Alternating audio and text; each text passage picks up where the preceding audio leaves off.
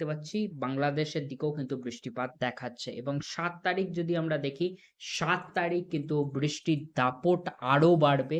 অর্থাৎ ৭ তারিখ আমরা দেখতে পাচ্ছি উপকূলের দিকে বৃষ্টির দাপট বাড়ছে। এছাড়াও গোটা দক্ষিণবঙ্গ জুড়েই বৃষ্টিপাত দেখা যাচ্ছে।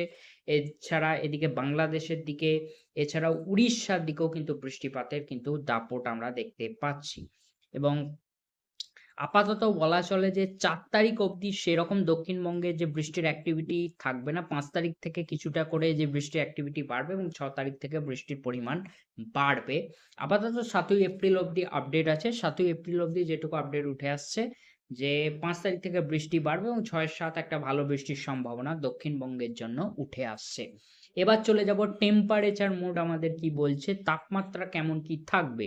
আপাতত যদি আমরা দিনের তাপমাত্রা এখানে ৩ তারিখ যদি দেখি, মোটামুটি বাঁকুড়া, পুরুলিয়া অর্থাৎ পশ্চিমের দিকের জেলা আমরা দেখতে পাচ্ছি